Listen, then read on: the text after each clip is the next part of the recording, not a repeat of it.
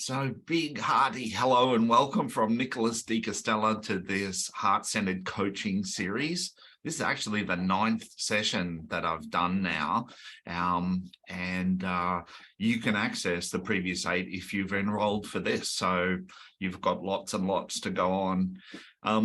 Today's session is on mastering anger, and this is a piece that I've wanted to present for quite a while, particularly to our core clearing breathwork coaches, because there's just not a lot of time to go into this in this much detail in the training. And it's a really important piece in terms of mastering our life and helping our clients master their life. So the angle that I'm presenting on this session is to coaches and healers and therapists, and obviously you're going to learn a bit for yourself as well, and we're all coaches, healers and therapists to the people in our family, our friends and family, and that too. So you pick up a few clues on that if you don't work in that capacity.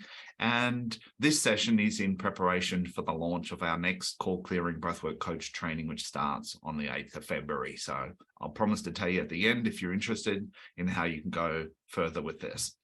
I'm presenting this series because I really want to demonstrate the difference between a heart-centered approach to healing and empowerment and living, and a head approach to the same. And I believe that what we do here at the Australian Breathwork College is fundamentally different to most of what's happening out there in the world. And people don't really understand what it means to be heart-centered and what heart-centered healing looks like. And so my intention in this is to walk through and actually give you direct guidance on how to work with clients and from a heart-centered perspective. So I had one client a few years ago now who was suffering from psoriasis. He had skin sores and that. And when I was doing the first session, I asked him how long he had it for, and he said 10 years. And fair enough. And then I was chatting to him a bit more about his history. Tommy used to own a timber yard, and he was very angry. He was angry every day in the timber yard, and everybody hated him because of that. And one day he decided that he wasn't going to be angry anymore. And so he stopped being angry. And I said, oh yeah, how long ago is that? No points for guessing. Yes, it was 10 years ago. So he repressed his anger and it came out as a skin. It got under his skin, as we say. Had another experience with Robert, who's now passed on, so I can talk about him. He never minded if I talked about him before, but at the end of a men's weekend, he realized all his life he'd been running away from his wife, heading out to the shed whenever there was a conflict there. And that was just a pattern that started in his relationship with his mom. And he decided he wasn't going to run away anymore. And instead, he was going to stand his ground and speak his truth. And at the end of the week, he went to see his doctor for his regular blood checkup because he was on anti-high blood pressure medication. And he told the doctor before, he warned him that he'd been fighting with his wife all week instead of running away. And so, they did the test and his blood pressure was the lowest on record, right? So instead of bottling his anger up and holding it all inside and raising his blood pressure, he was expressing his truth and normalized his blood pressure. So what we're talking about here is vitally important, and we live in a culture that teaches us nothing about how to express our anger and how to channel that energy, that powerful energy, in healthy and creative ways to empower us to get what we want, to deepen relationships. So what is anger? For most of us, when we say the word anger or we think about anger, we think of violence, aggression, abuse, some kind of hurt, right? It's very much embedded in there. It's hard to imagine that anger could be a positive emotion, a healthy emotion. But in fact, humans have evolved over millions of years with anger as an emotion. So anger is not a mistake. God didn't do a little glitch when God created anger. Anger is a healthy, natural human emotion. And as an emotion, in its essence, anger is energy. And anger tends to be associated with heat, like fire is heat. Fear tends to be more with cold. And fire is a good analogy for anger because, fire is not good or bad. We can use fire to cook our dinner and people get burnt in fire. So anger is not good or bad. It's like fire. It depends how we use it that determines whether it's destructive or creative. And the problem is we haven't been taught how to channel this very powerful energy into being creative and helping us to create a life that we really love to live. So the good purpose of anger is to empower us to stand up for ourselves, particularly when our boundaries are violated. And also, anger gives us energy to make changes when we're stuck or when things are not working for us. And we have all used anger in healthy ways to say, enough is enough. I've had enough. I want something to change. Or we've actually gone out and done something like changed the wipers on the car because we had to drive all day in the rain and the crappy old wipers that we hadn't got around to fixing up. The next day we go and buy new wipers. So we use that frustration, that anger to actually make a positive change in our life when it gets to that point. So that's the good purpose of anger. The problem, as I mentioned, is that we're never taught to express it creatively, to use it to help us to get what we want in our life. Now, the funny thing is that repressed anger doesn't always show up as red-faced and huffy under the collar. In fact, very often, repressed anger shows up as anxiety. And that anxiety is often a fear of anger. So when you're working with clients, they could be really, really angry, but not demonstrating that. I had one client come down from Sydney for the day, and she was having panic attacks. In fact, her heart rate was going up to 175 beats a minute, sitting in a chair.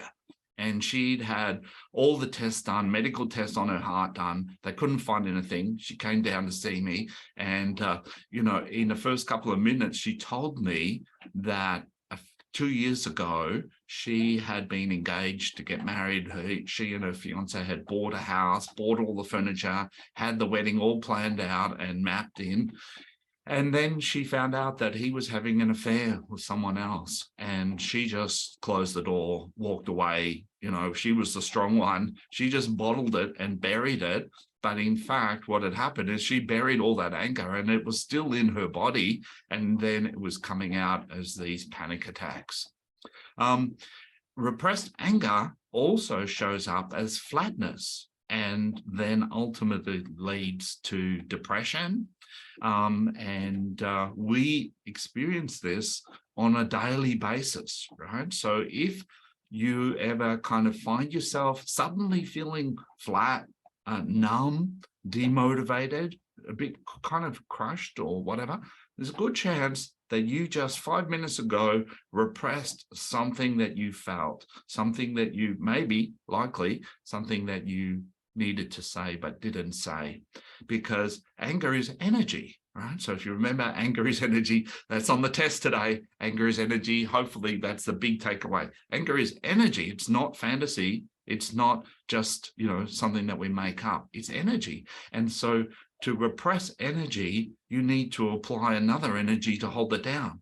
And so that repressed anger causes us to feel flat, depressed ultimately, which means pushed down, a depression, and tired, right? So repressing anger is draining. Holding anger inside is actually draining because we have to stay in control, and that uses up energy.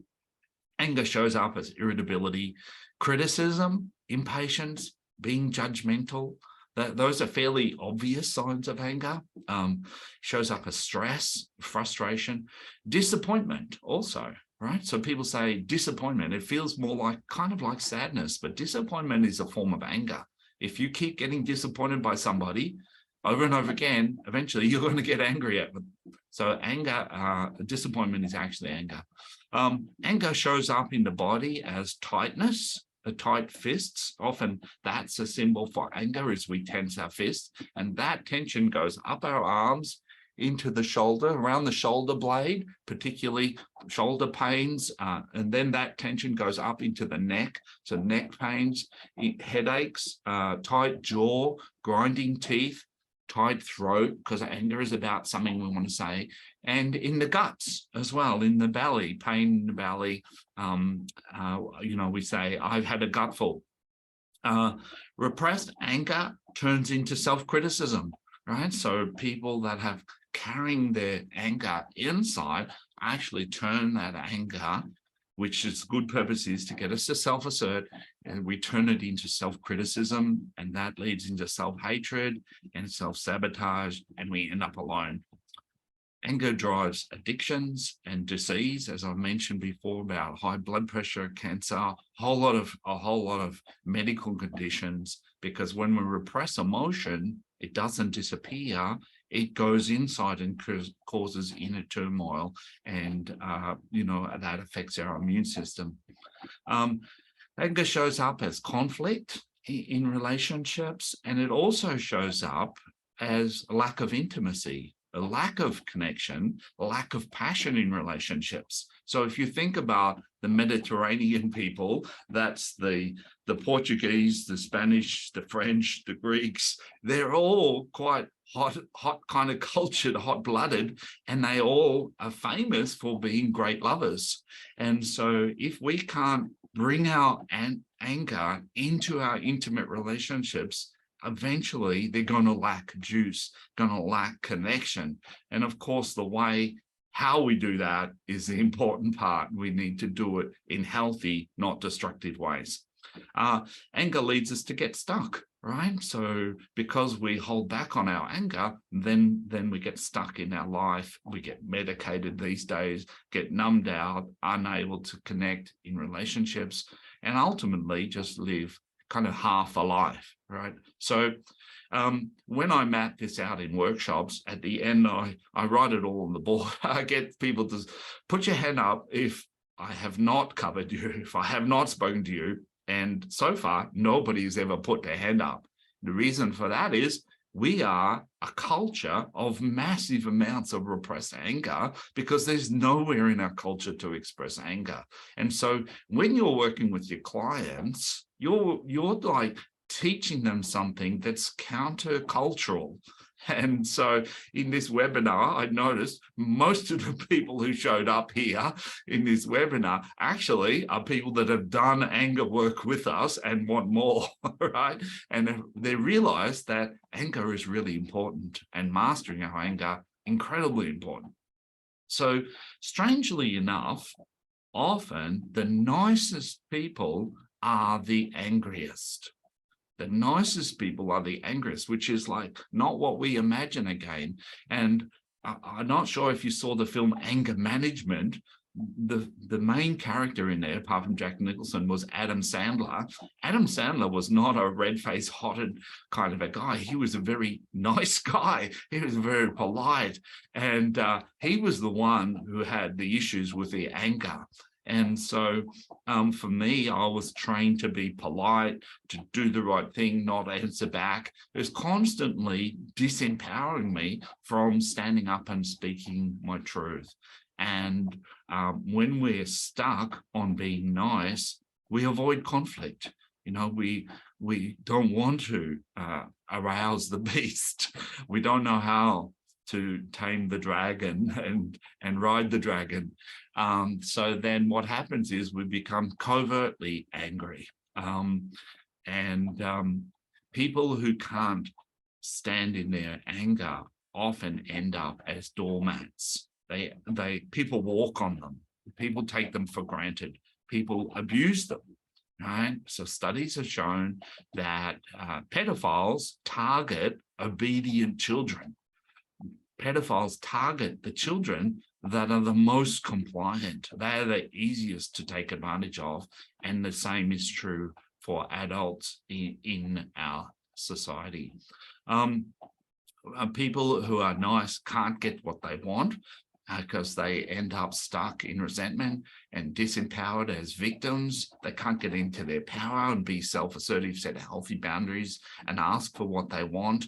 And when we can't process our anger, we get stuck in resentment. We can't complete past trauma and find forgiveness and come to peace. So the paradox in doing anger work is that we express anger so that we can be more peaceful, right? But we need to express it in very careful ways so that it doesn't, create what we could consider easily as negative karma. So when you're working with anger with clients, basically you can't, as a breathwork coach, you can't work with people fully, completely, unless you can help them to embrace and work with their anger in a positive way, because you're like running a car on 3 cylinders instead of 4. It's like something's missing here and they can't get into their full juice. They can't master their anger, and that's going to obviously show up all over the place. So as a coach, and we know in our Heart Centered Healing that we do our own work so that we can be a clear channel to be present with our clients. And when it comes to anger, you need to do your own anger work so that you can make friends with your anger and feel comfortable working with other people's anger as well and helping them. So that's the place to really start, is doing your own anger work. And we're going to talk a bit about how to do that in a little while.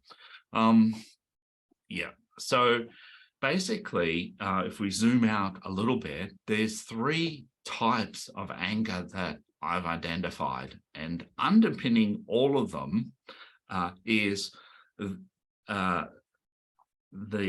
aspect of I don't like it like this. So whenever anybody is angry, in between the lines, what they're saying is, I don't like it like this. And so anger is about making changes when we're in a situation that we don't like. So there's 3 kinds of anger. The first one is punishing anger.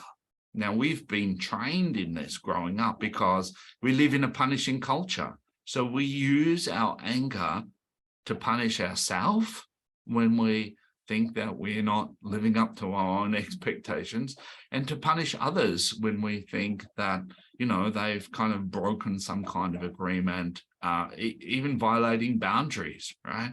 So we live in a punishing culture, and when we get emotionally charged, it's very easy to bring that crusade forward, and somebody needs to pay for this. And so one of the common expressions of anger is this punishing, punitive kind of anger that obviously is very destructive and we want to avoid.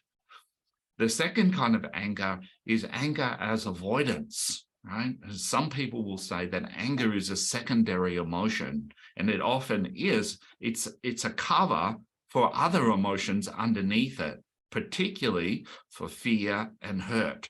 So people will often get angry when they feel powerless. For instance, when they're stuck in traffic, right? So they can't move backwards or forwards. They just have to sit there and they're powerless. And often what happens is we get angry when we feel powerless, because anger feels like a power.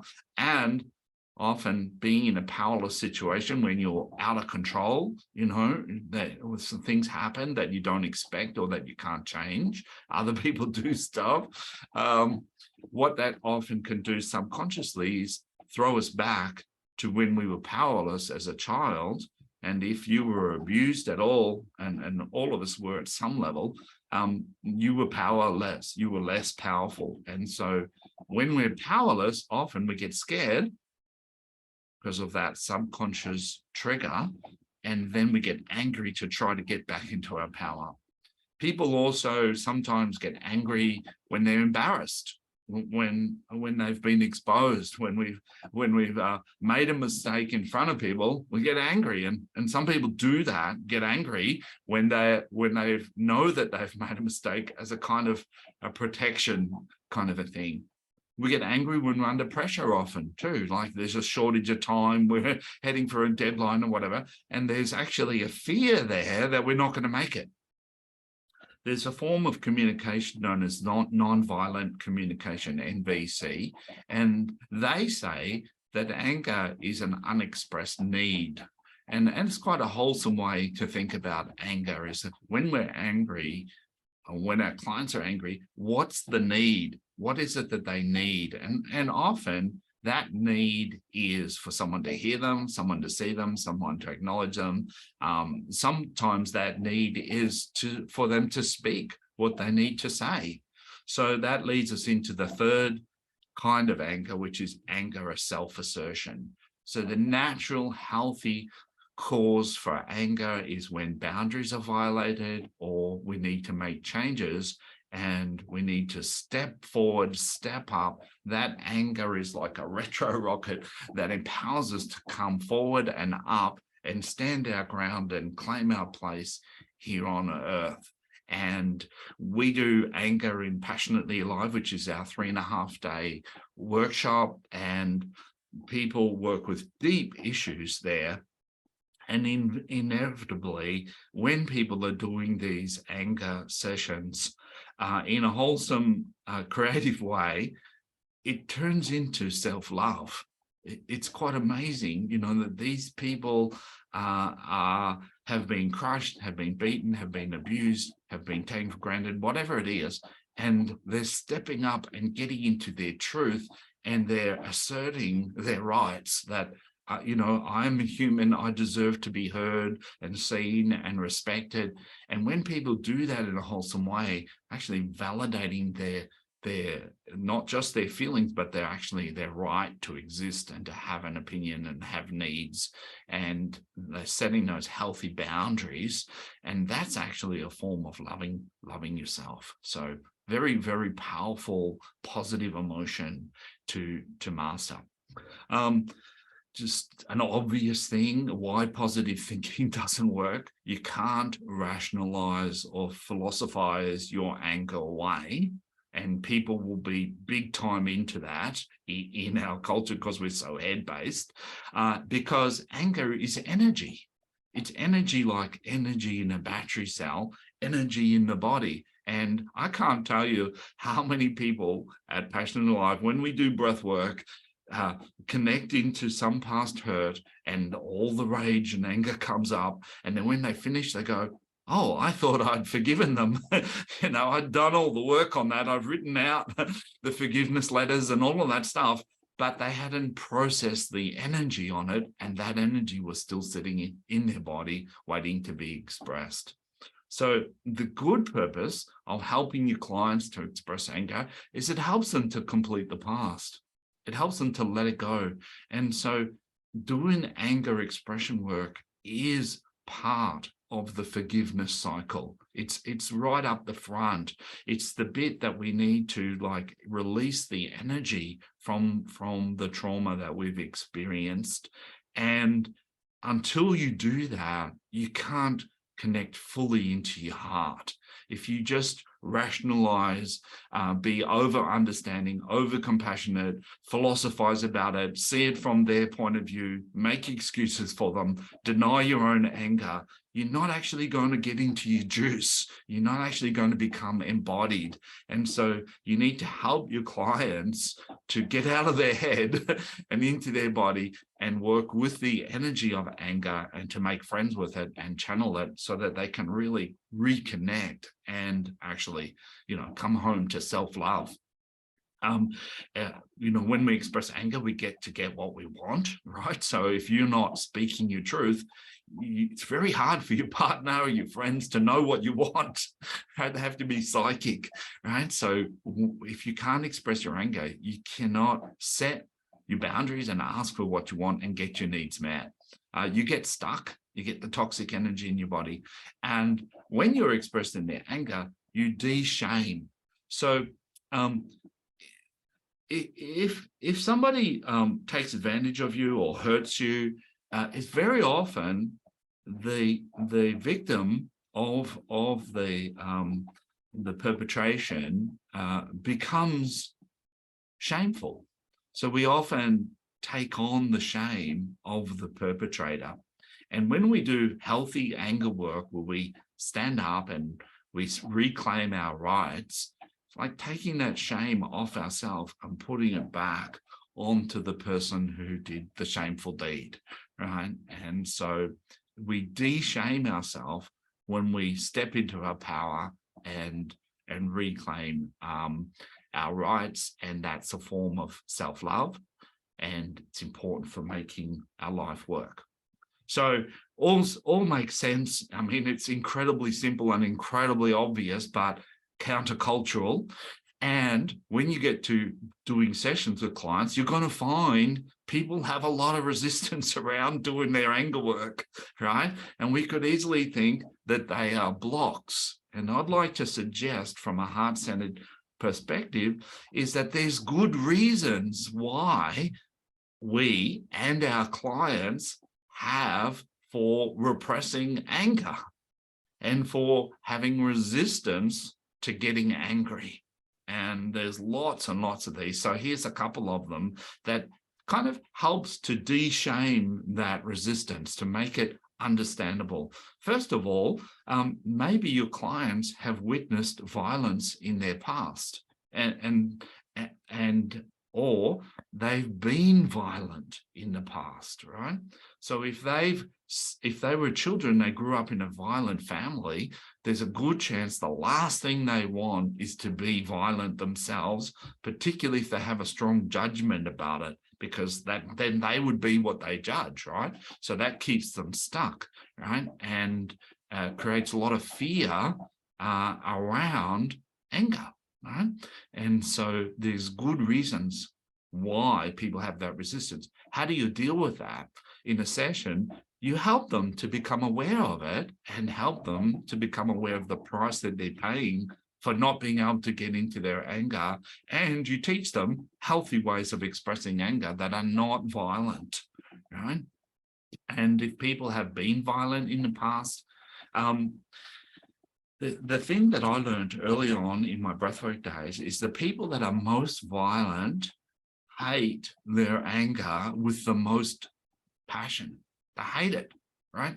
And the thing is that when we hate anger, we bury it and we bury it and we bury it, and it keeps building up until it gets bigger than us, and then it tends to break out violently. So we end up creating a vicious cycle of repression and then outbursts, which most of us have done, especially if you're like a nice, kind person who wants to be caring all the time. You don't want to be angry, and so you bury that down, and then it's going to end up bursting out and creating exactly what you didn't want to be. And we have all done that. So this is the second reason for not wanting to express anger, is that we've had outbursts in the past and they've been embarrassing, and so we've just kind of put the lid on the anger expression. We don't want to go there, right? And so I'm going to show you how to work with your clients around this. But basically, the goal is to make friends with our own anger and to reclaim that emotion on our full palette of emotional capacities. Maybe your clients were shamed when they were angry in their childhood, right? This is a common thing that happens. And so kids are often laughed at and ridiculed and made fun of when they were angry. And so getting angry is linked in to an embarrassing emotion, and people will often in a session not want to go there, and we can get stuck in the nice guy kind of role model and image, and we don't want to put that down, Another reason why people don't want to do their anger work is that they're told that anger is bad, that anger is wrong, and that you should be nice and polite, right? So we are trained out of anger. And, most religions have anger as a negative aspect, But just think for a second that Christ had a few outbursts. He threw the table over in the temple. He got angry at the apostles more than once when they fell asleep at nighttime when they were supposed to be meditating, and so on and so on. So, like, he actually demonstrated anger very clearly. And the Buddhists have anger as a negative emotion as well, but they have a very specific definition for that, which is much more about focusing on the negative aspects of a person and amplifying those, and so on and so on. And it's not what we're talking about here today. And interestingly enough, I've noticed that a lot of Buddhist teachers suffer from depression, and I think that's linked in there. And then one of the last reasons why people don't express their feelings is they don't know how. They don't know how to say what they've got to say. And so we use a 4-step communication model that helps people to put into a framework what they need to say. So how do you coach clients to release anger? There's 3 golden rules that we start off with. And the first golden rule is that we're not to hurt ourselves with anger. So you need to, if you're working with a client, you need to tell them the first golden rule is that you're not to hurt yourself with your anger, because so many of us have got anger and hurt tied together. And so we need to learn healthy ways of expressing anger. So they must not hurt themselves. Second, they must not hurt anyone else. All right. So we need to learn to express our anger in non-violent ways. And then the third piece is not to be destructive to property. So there's a lot of traditions of plate throwing and stuff like this, tearing phone books up and stuff like that. I don't like those things because they still have this programming underneath that anger is destructive. And so when we do anger work, we do it in ways that nobody and nothing gets damaged. And it's really important because, if you don't learn how to express anger in a healthy way, you're going to end up doing it in an unhealthy way. And sooner or later, there's a bigger fish and, you're going to get squashed back down and go back into repressing it again. So here's a couple of heart-centered healing and coaching principles to do with anger. And some of them are summary of what I've said. Emotions are real.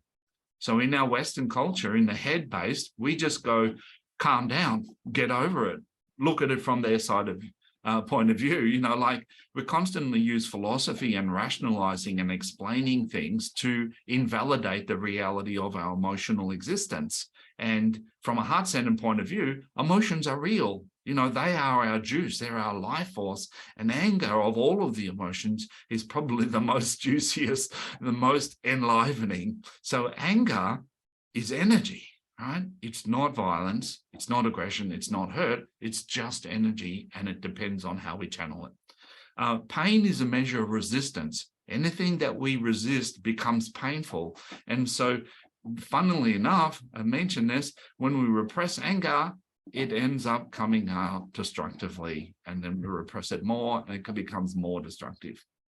All emotions are temporary. Any unwanted feeling vanishes instantly when fully felt. And so I'm going to talk about that in a second. But basically, anger is an emotion that's temporary. There's no such thing as an angry person. There's a person who's feeling angry, right? And people have got a lot of bottled up anger, right? As I mentioned earlier. There's nowhere to express it, so we bottle it. In our heart-centered healing, we actually trust in the basic goodness of life, the tendency in nature towards peace and health and happiness and wholeness when we let go, right? And so what we do in our work is we give people permission to feel and express and flow with whatever is rising for them in healthy ways. And inevitably, where that leads us is coming back to peace and health and happiness. And a principle that applies particularly to anger is completed when we say what was never said. Right? So this is what I've discovered in the workshops. Anger is completed when we say what was never said. Right?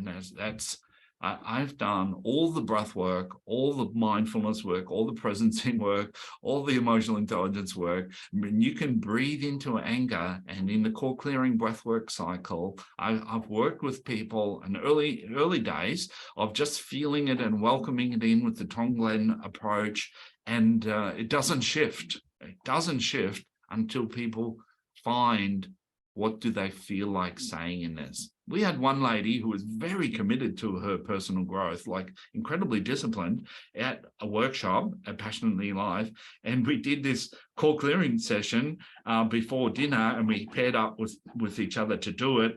And she was there for an hour breathing into this issue. She'd bought this combi van, and it was a total lemon, and it had been totally ripped off. And this was 10 years ago, right? So she's breathing into her anger about it and trying to get through it. And she's stuck there. And then, I came back in to see where they were sitting with this. And so I kind of got her to say what she felt like saying at the time to the guy that sold it, what she felt like saying. And boom, she's expressed it, and boom, it shifted out of her body, right? Anger is scary, is the last thing that I want to mention here, and that's a good response to anger, is to be a bit scared of it, right? So your clients are naturally going to be scared of it, partly because when they were little and they were around anger, there was often violence going on. But anger is a scary emotion, and so if we validate that, then what that does for us as coaches is it gives us permission to go at the level that your clients are ready for, right? Plus a little stretch. But if you push too hard with your clients to get them into their anger, they're going to bounce out and they won't be coming back for another session. So people need to grow with their emotional capacity by doing sessions and becoming conversant with their emotional domain, so that they can be confident to let the emotion, particularly of anger, come to the surface and work with it in a positive way. Okay, so I'm going to dig in a bit more now on heart-centered coaching, steps to guiding your clients. So when it comes to doing sessions on anger, and usually in a 10-session program, I wait until the third session before I directly talk about anger. And the first 2 sessions, people might have some anger come up, and we work with it, with feeling it and expressing what they feel like saying, but we don't actually do intense anger work. And the reason for that is what I just mentioned, is people run away. They don't come back for the third session if you do it on the second or the first session. So you need to just go very gently and let the session be very authentic to where they're at in expressing it. But probably, after a few sessions, like on the third session, then it will start to unpack the nature of anger. And so much of what I've talked to you about today is what you would talk to your clients about, that anger is energy, that it's not violence, that its good purpose is to help people to stand up for themselves, that we don't get educated in it, stuff like that, right? So, and I usually write it down on paper so that they can kind of see it, and I'll draw a model of a pressure cooker with the energy building up in the pressure cooker and it popping the lid, right? And everybody gets that, because we all do this. We all bury our anger and then we go and have an outburst. So people relate to that and they connect with it very directly. And then of course, we want to help them to be able to shift that energy out of the pressure cooker in a safe and wholesome way, right? So this is the kind of thing that I'll explain to people in about the third session. So during a breathwork session, when people are connecting their breath and they're in their body and they're regressing or they're feeling, and how do you work with people then? So the first note I want to mention is, if you're doing breathwork online or on the phone remotely, then you shouldn't do really intense physical anger work. All right, because I don't think that's responsible. People, to encourage people to physically go out of control without being personally supervised. So in the core clearing breath work, which is done online and remotely, what we do is we get people to verbalize their anger, to say what they feel like saying. And then we'll work with that. And I'll come back to that in a second. But the first point I want to make was don't get people to hit cushions or jump up and down and stuff like that when you're not physically present with them. So then how does a session kind of flow?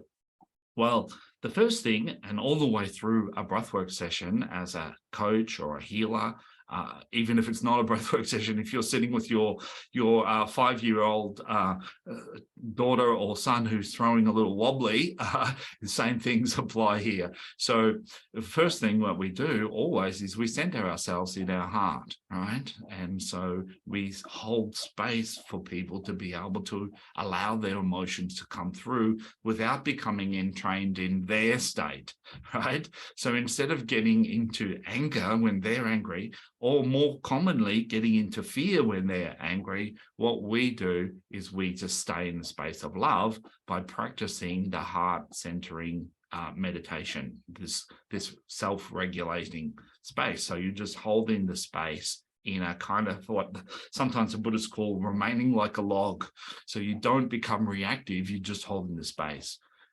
You let go of any agenda, right? So when it comes to working with anger, often therapists, they can see that this person is really disempowered. They're stuck in their resentment, they're stuck in the victimhood, and we really want to get them into their anger because we know that would be so good for them. And as soon as we do that, we've created an agenda. We've got our ego in there, and we're going to start pushing and distorting the natural flow of the session. And so even though you might have that suspicion, you've got to kind of let it go, keep it in the back. And instead, what you want to do is to help them to connect to what's actually happening in the present moment. Because when it comes to working with anger, like we know that if you put a pillow in front of you, like they got to get to the pillow where they can express their anger, but there's a hurdle between here and the pillow, and the hurdle is often embarrassment or shame or fear, right? And so often we want to push through that embarrassment, that fear, to get to a place where they can express their anger, but that's like overriding the fear and the embarrassment. And instead of doing that, what we do with people when they are clearly angry, but they're resisting it, and then we'll go, well, let's be here with this resistance. What's actually coming up? And it could be, I'm frightened of losing control. I'm frightened of saying the wrong thing. I'm frightened of hurting people. I'm frightened, of becoming like my dad or whatever it is. That's really important. We don't want to push over that. We want to validate that and meet that for where it is. So it's really important to let go of any agendas. Usually when people are getting into their anger, their breath will become stronger. So they might breathe 3 seconds in, 3 seconds out, or 2 seconds in, 2 seconds out. And so as a facilitator, you can actually go with that and encourage them. That's the way, breathing strongly. Just take some strong breaths in there. That kind of, it's not exactly rage, but, it's got this energy that's rising. It's got this power about it. You want to keep them grounded in their body too. So it's like, where is this anger in your body? Oh, I feel hot. Feel some tension in my fists or in my neck or in my throat. Throat often in a core clearing breathwork session, because this is something to say and that throat chakra is blocked. So they'll often feel some tension there. So you get them to feel into their body. What's the dominant sensation you can feel? And sometimes, that will help us not to push through where they're at, because they might be going numb. They could be becoming frozen and in fear in their body, because this anger is starting to come up, right? And so we don't want to push through that. We want to open up to that and help them to feel that. And when they feel it, that's when they'll shift, right? So keep them connected to the feeling that's in the present. Help them to identify the feeling, so identify the emotion. And help them to connect to what they're feeling. So you might say, breathe into that feeling and give them give it permission to be present, right? So if they're scared, breathe into the fear and give that permission to be present. If they're angry, breathe into the anger, or that they might not say angry, they might say I'm annoyed, or I'm frustrated, or I'm stuck. Okay, breathe into that and give that permission to be felt. And then the next step along is we help them to express it. So we'll say, give it a voice. If the feeling could speak, what would it say? All right. So if the feeling could speak, what would it say? Give them help them to embody what they're saying, right? So they could say, go away, leave me alone, something like that. But they might say it like, go away, leave me alone, I don't want this. And so they're saying the words, but they're not embodied. And so then we just encourage them, say it with a bit more feeling, say it with the frustration, say it with the anger. So we go away, leave me alone. So sometimes it's just a matter of like, see if you can say that a bit louder. And if somebody is really shut down on it, you might even challenge them a little bit by going on a scale of 0 to 10, how do you reckon you're doing right now? And they'll go about a 4, or about a 5. And that helps them to realize there's a bit more they can go with that. So so you get them to embody what they're saying, and then you encourage them to say the same thing over and over again. They don't have to keep on making up new stuff. Just go away, go away, go away, and really embody that and say. And so you're saying to them, say that again, say it again, say it again. Just repeat that until you feel a shift. Right. So that's what you say to them. Say it again over and over until you feel a shift. And so they'll be saying that and then build up, and then there's a shift. Right. And when there's a shift, then you want to ground them in their body. So I will say, when I notice, and if you're present with them, you'll feel it in your body when they shift. And then you say, okay, take a breath in your body now. And they'll go, wow, feel washed out. I feel relief. I can feel the tension draining out through my body. I feel relaxed, surprised, relaxed. And so what we're doing is we're grounding the shift in their body. So they've expressed what they need to say. And then we're kind of like anchoring it in as an experience that this was a good thing that happened for them, by helping them to feel what that difference is in their body. And the next thing is I congratulate them on the courage that they've demonstrated, right? So I just want to congratulate you for coming up to that edge and speaking your truth. And I know it was a bit challenging, and you really did so well. So you congratulate them on the courage that they've demonstrated in the session, and help them to realize that they're safe and that they've done no damage. I just want to point out here that nobody got hurt in this exercise. No animals were harmed, and everybody's okay, and you're okay, and I'm okay. And, it's safe.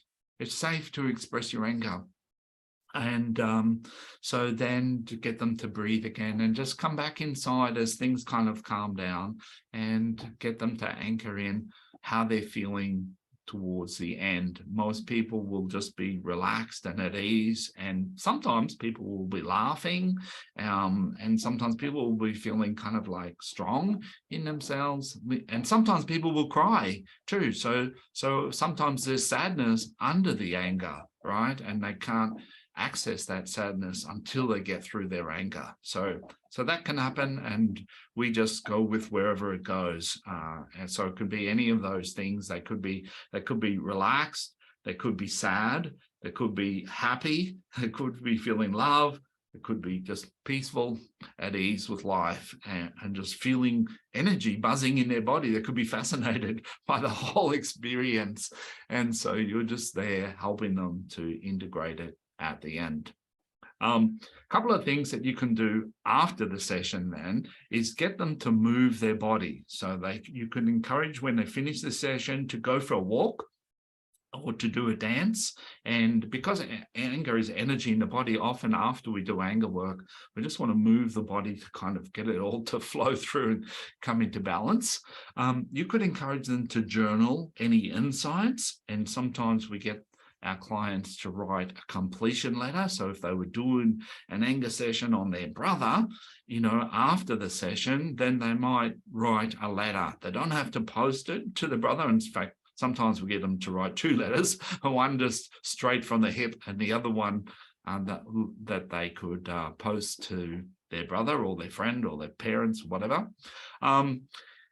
We give them the 4-step communication model that I mentioned at the start, and I'd probably include that earlier on in the education, a healthy way to express it, the facts, the interpretation, the emotion, and what you want is the 4 steps. And I can make that available if you like. Happy to share that. And it's really great to give them a phone call the next day or text message them at least, just to check in on them and to see how they're going after the session. So that's working with anger. I hope that's been helpful. I've downloaded a lot. I'll send you the link to the recording of this. So if you didn't catch it all, that's okay. You can go back and listen to it whenever you like. Where to from here? I promised at the start that I'd let you know what's happening. So I want to let you know that next Thursday, the 26th of January, we're still in January, in the evening, I've got a free breathwork workshop, so you can actually come and experience the core clearing breathwork. That's in preparation for the core clearing breathwork certificate training. The intake for that, the first class, a live class, which I present, is on February the 8th. And if you're super keen, you've been like waiting for this to happen for 2023 to get in and become a breathwork practitioner, you can jumpstart the training now, today, with our Heart Awakening self-paced jumpstart module. So that's the first module in the 3 parts of the training, and that's self-paced. And you can download a prospectus and book an appointment, and I'll put the link in there while we're having a chat in a second. If you go to the breathwork.com.au site and look up under trainings, you'll see online breathwork coach training in the menu bar. And click on that, it'll take you to the page where you can download the prospectus and book an appointment for a chat. So that's me. Thank you for joining me. And I'm going to pause the recording, and we'll open up the line for any questions or comments from this session.